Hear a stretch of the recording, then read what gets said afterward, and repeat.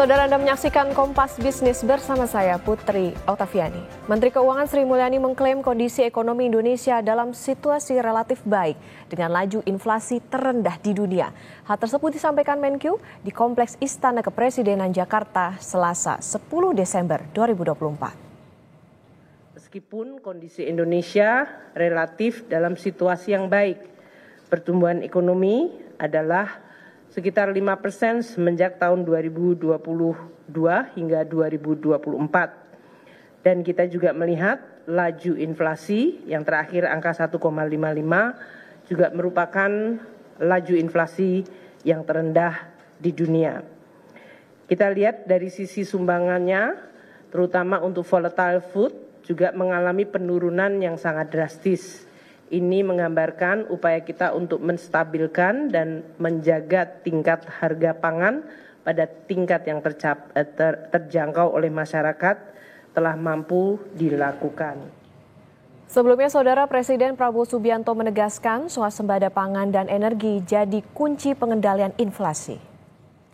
Presiden optimis pada kinerja pengendalian inflasi yang hingga saat ini bisa ditekan di bawah 3%. Hal tersebut disampaikan Presiden Prabowo Subianto dalam rapat koordinasi pengendalian inflasi daerah di Kementerian Dalam Negeri Senin 9 Desember 2024. Dalam rakor ini, Presiden meminta mekanisme koordinasi yang dilakukan pemerintah pusat dan daerah untuk memantau dan mengendalikan inflasi dilanjutkan. Pangan, swasembada energi, kunci pengendalian inflasi. Terobosan semacam ini juga sesuatu yang sangat bermanfaat. Inflasi terkendali, kita jaga terus, ya. Tapi kuncinya nanti adalah produksi. Ya. Saya optimis, jadi kita buktikan bahwa kalau kita tanggap dan kita mendekati masalah dengan tanggung jawab, saya kira kita bisa atasi.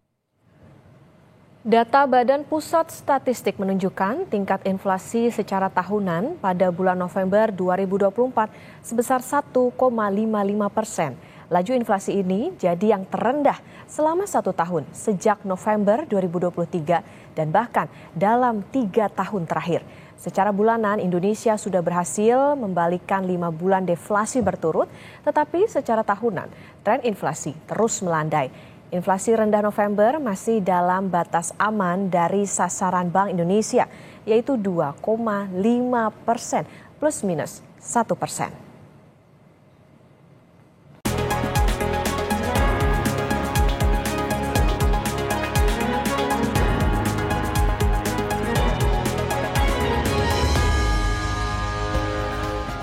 Saudara, tren inflasi yang melandai bahkan terendah 3 tahun terakhir. Indeks keyakinan konsumen mulai bergeliat. Apakah sudah tepat PPN naik jadi 12%? Sudah bergabung ekonom Universitas Indonesia, Telisa Aulia Valianti. Selamat pagi, Prof. Telisa.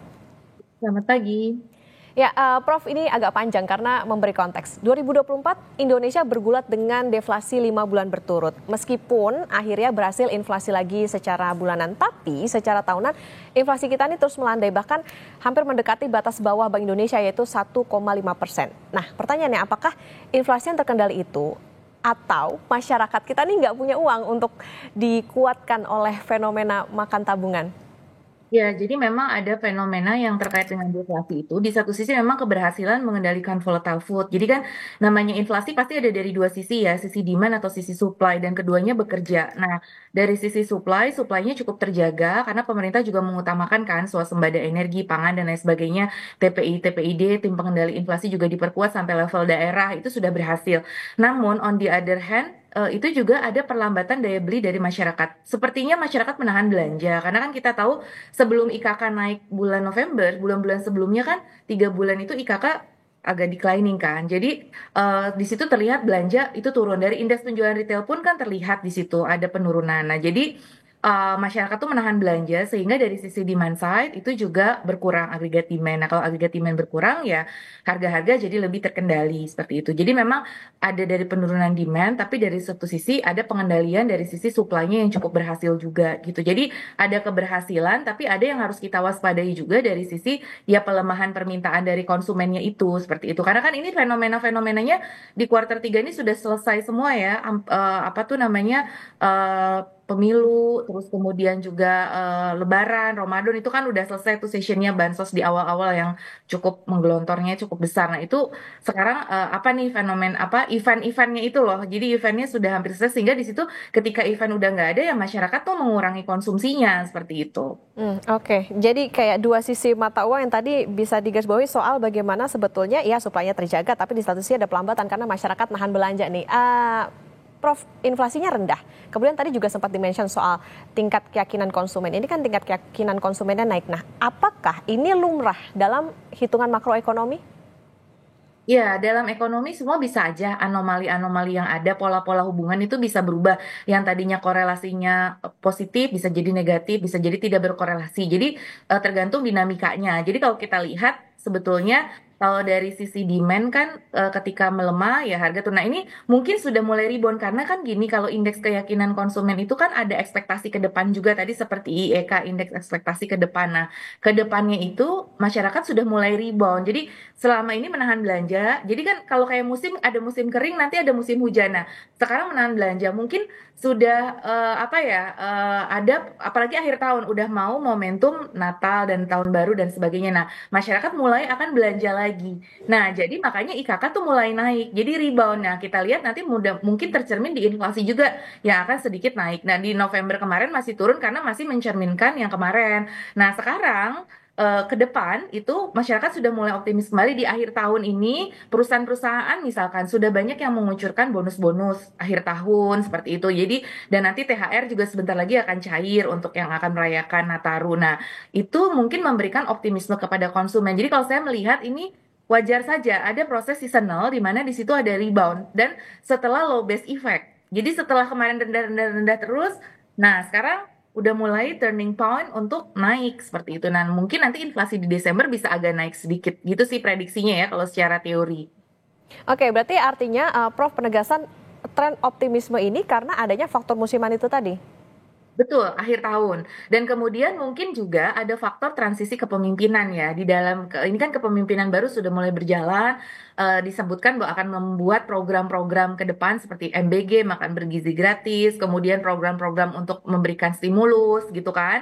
Nah, itu mungkin memberikan harapan baru, optimisme baru kepada konsumen setelah 3 bulan ini sangat rendah seperti itu. Jadi ya harapannya akan ada program-program baru, investasi baru, penyerapan lapangan kerja baru.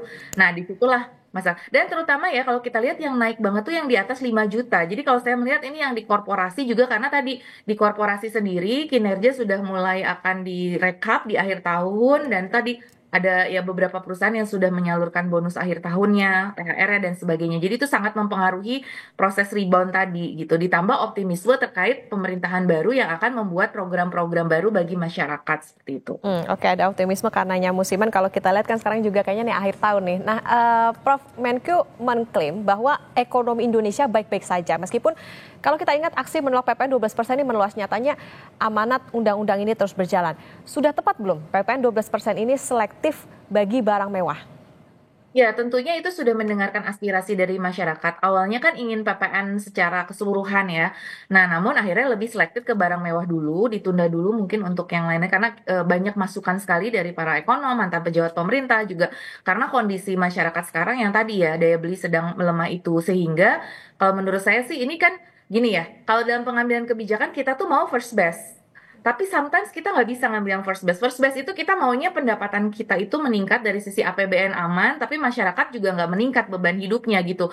Tapi kan sometimes ini nggak bisa semuanya gitu. Nah makanya mana yang list combination, apa kombinasi terbaik yang optimum meskipun itu mungkin bukan first best. Sometimes kita memilih second best. Jadi kalau saya menilai pemilihan PPNBM ini adalah second best. First bestnya ya masyarakat nggak pengen semua tarif naik tentunya. Namun untuk menyelamatkan kondisi fiskal on the other hand, di mana kita juga tetap perlu berjalan program-program yang sudah dicanangkan dan dengan kondisi harga komoditas sedang melambat ya kita harus mengandalkan kepada pajak kita gitu. Nah pajak yang mana nih yang bisa dinaikkan gitu. Nah, ada beberapa pajak, misalkan PPh badan, PPh perorangan, PPN. Nah, mungkin PPN ini memang secara teori dan historis itu memang cukup bisa meningkatkan penerimaan pemerintah. Kalau kita lihat historis 2022, 2021 ketika naik dari 10 ke 11, peningkatan PPN cukup signifikan, 40-50% growth-nya. Nah, itu mungkin pemerintah melihat story itu sehingga dan PPN itu memang lebih mudah secara administratif untuk dikenakan dibandingkan dengan PPh perorangan, misalkan yang lebih complicated secara administratif. Sehingga itulah yang dipilih oleh pemerintah.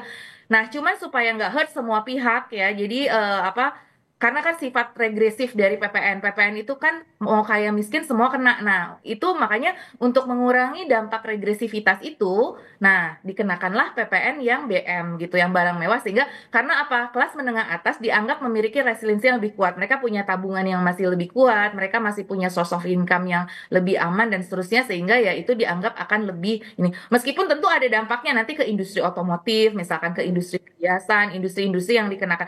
Tapi itu setidaknya lebih tidak semasif spillover kalau PPN-nya itu kepada semua produk yang masyarakat miskin juga terkena di situ. Nah, itu menurut saya itu sudah second best. Jadi kita cuma dalam kondisi sekarang mungkin belum bisa mengambil yang first best. So, menurut saya itulah pilihannya. Itu sudah mendengarkan juga aspirasi dari masyarakat seperti itu. Oke, kalau ini dianggap jadi yang paling baik untuk menengah atas. Nah, tadi Prof. Talisa sempat mention soal otomotif. Nah, seberapa besar sih Prof sebetulnya kalau pengenaan pajak selektif bagi barang mewah ini ke industri otomotif nantinya? Ya, ini kan saya juga lagi masih mempelajari ya terus terang dari sisi produk-produk otomotif mana yang akan dikenakan. Kalau tidak salah kan yang CC tertentu ya, maksudnya yang tentu tidak kalau mobil ya harapannya sih misalkan mobil-mobil LCGC tidak masuk ya tentunya dalam kategori barang mewah. Nah, biasanya yang di atas 2000 cc atau di atas 3000 cc. Nah, itu kan juga tidak banyak ya yang ini maksudnya dari sisi produksi ataupun dari produsen tentu ada ini ya untuk kategori. Tapi tadi elastisitas dari masyarakat sendiri untuk kelas menengah atas itu mereka masih punya kemampuan lah untuk menyerap itu. Jadi karena mereka kan masih punya saving yang tinggi, sisa pendapatan yang tinggi gitu ya. Jadi mereka masih bisa tidak terlalu turun demand-nya. Kan yang dikhawatirkan tuh kalau misalkan ini meskipun barang-barang mewah ya, permintaan terhadap barang mewah itu juga mengalami penurunan. Nah, importir produsen yang terlibat di barang mewah itu mungkin akan mengurangi dari sisi lapangan kerjanya dan tapi itu kan kecil ya karena tadi tidak besar gitu dan kemampuan menyerap shock dari menengah atas itu cenderung lebih baik daripada menengah bawah. Nah, tadi efeknya mungkin ada tapi lebih kecil gitu dibandingkan kepada semua barang karena kan ini seperti pesawat jet gitu-gitu ya apa kapal pesiar gitu-gitu kan mungkin backward dan forward linkage-nya ke ekonomi tidak sebesar kalau produk itu adalah produk-produk yang dinikmati oleh kelas menengah bawah seperti itu akan ada efeknya sedikit tapi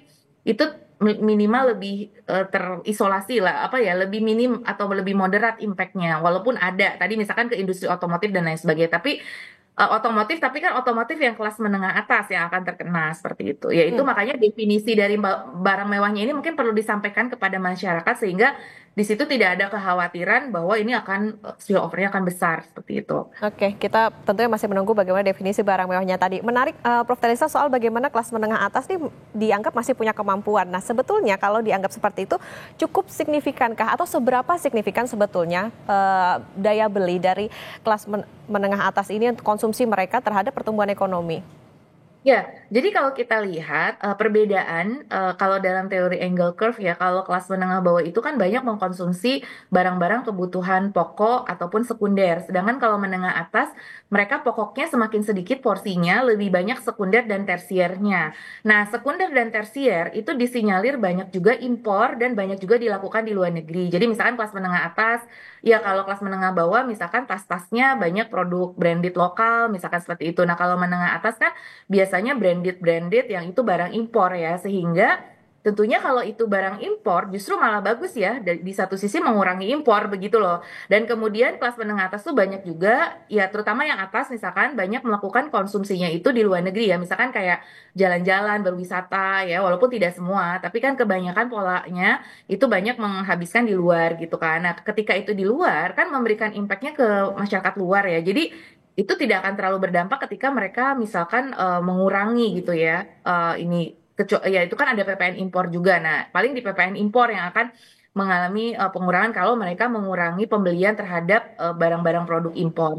Jadi ya itu tadi again efeknya itu lebih ini karena ya itu tadi polanya. Dan kemudian kontribusi ke PDB ya itu tadi kalau masyarakat menengah bawah banyak konsumsinya itu memang yang diproduksi di domestik gitu. Sedangkan masyarakat menengah atas banyak mereka memproduksi barang-barang yang diimpor. Nah, ya walaupun tidak semua ini cuma generalisasi saja ya. Jadi pola yang umumnya gitu. Nah, itu kan otomatis ke PDB tidak malah akan memberikan pengaruh yang baik kalau misalkan impor bisa berkurang gitu kan. Sedangkan kalau menengah bawah itu mereka share konsumsi untuk produk pokok atau produk-produk primernya itu besar dan itu yang besar juga share-nya di dalam perekonomian kita kan industri manufaktur, pertanian, pertambangan itu yang utama ya sebagai primary sector dan secondary tadi itu utama yang dikonsumsi oleh masyarakat menengah bawah. Nah, kalau itu terkena PPN kan itu ya akan dampaknya besar. Nah, kalau yang menengah atas kan banyak kan tadi jasa, tersier, produk-produk impor sehingga backward dan forward linkage ke perekonomian domestiknya relatif akan lebih terbatas seperti itu. Jadi dan share-nya itu biasanya itu tadi ya, kalau masyarakat atas itu kan bukan cuma consumption, mereka banyak saving dan investment. Jadi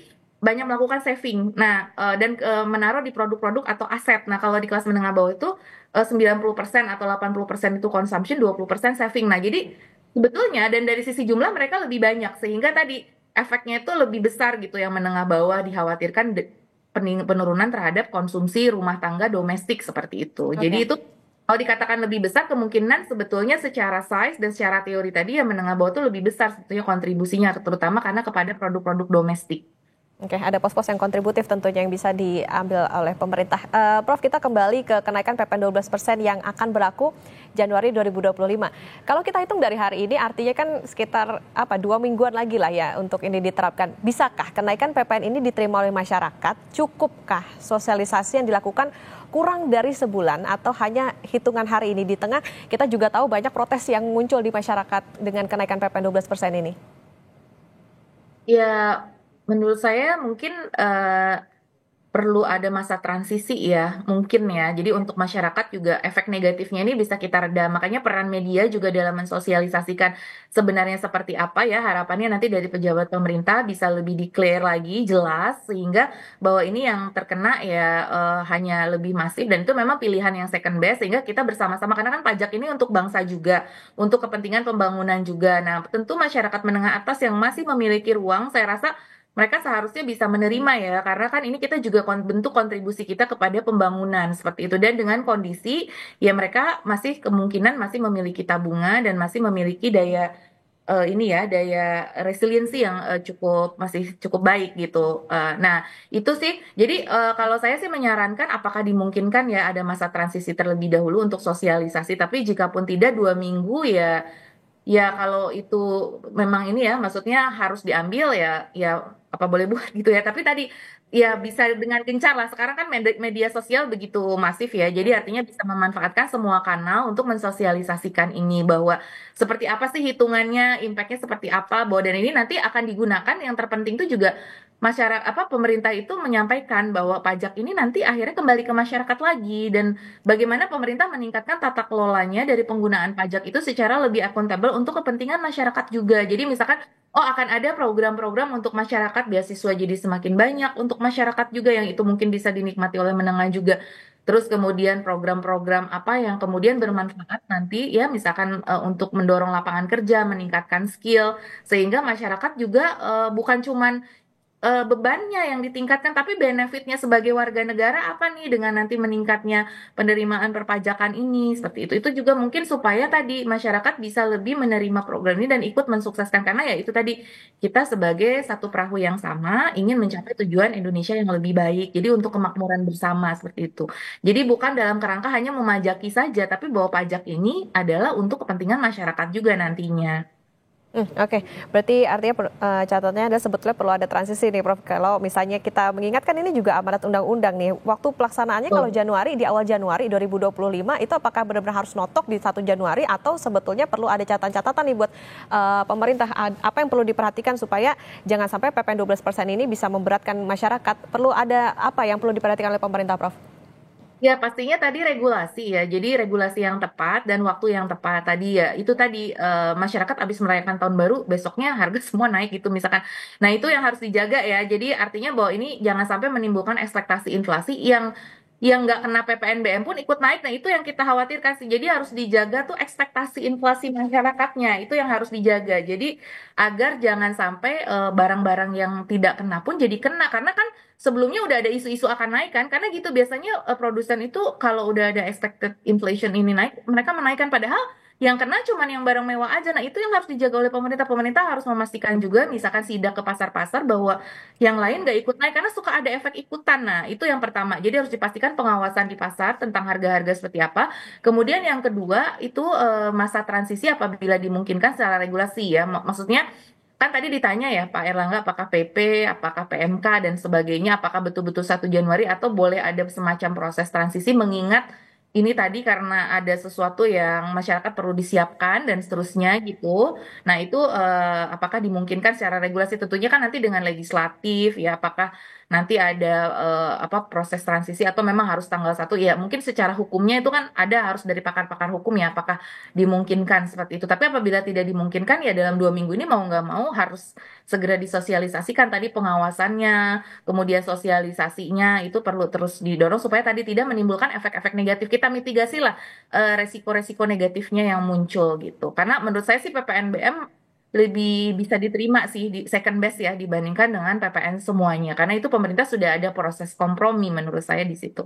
Harus rigid juga nih dari pemerintah ngasih tahu ke masyarakat yang nggak cuma sekedar PPN bakalan naik 12%, tapi di satu sisi harus dikasih tahu juga apa-apa yang nantinya bakal naik supaya bisa diantisipasi. Prof. Telisa, singkat saja, PPN selektif, ekonomi kita perkiraan akan bergerak di berapa, Prof? Maksudnya pertumbuhan ekonomi Ya. untuk 2025 atau akhir 2024 ya? Ya, boleh dua-duanya, Prof. Ya, kalau di akhir 2025 sebetulnya kan kita masih bisa menjaga ya dengan adanya dorongan di kuartal keempat ini, kita masih bisa menjaga di angka minimal 5,1% gitu ya. 5,1%, kemudian nanti di tahun 2025 kan sebetulnya pemerintah punya target 5,2 sampai 5,3%. Nah, 5,2 sampai 5,3% itu memang targetnya seperti itu. Tapi dengan berbagai hal itu memang akan challenging ya. Jadi mempertahankan 5,1 pun itu sudah baik. Jadi prediksi saya sih ya dengan segala optimisme kita 5,1 di 2024. Nah, harapannya di 2025 bisa sedikit lebih baik lah 5,15 atau 5,2. Tapi 5,2 agak sulit ya dengan beberapa challenge dari geopolitik yang cukup ini ya menantang kan dari sisi Trump Effect 2.0, kemudian banyaknya sekali perang-perang ini juga masih berlangsung ya, dan perlambatan harga komoditas serta perlambatan Cina. Kita tahu Cina tuh berdampak banget ke ekonomi Indonesia, sedangkan Cina menghadapi perlambatan pertumbuhan ekonomi seperti itu. Oke, baik. Tentu kita juga harus optimis gimana pertumbuhan ekonomi nantinya dengan berbagai kebijakan yang akan dikeluarkan pemerintah bisa 5,1 atau lebih. Tentu kita nantikan bersama seperti kita menantikan bagaimana kebijakan dari PPNBM ini akan naik. Tentu jangan sampai kenaikan PPN bisa menghambat pertumbuhan ekonomi terutama bagi konsumsi kelas menengah yang nantinya jangan sampai fenomena makan tabungan berlanjut lagi. Terima kasih Prof. Telisa Aulia Valianti, ekonom Universitas Indonesia sudah bersama di Kompas Bisnis. Sehat selalu, Prof. Ya, terima kasih.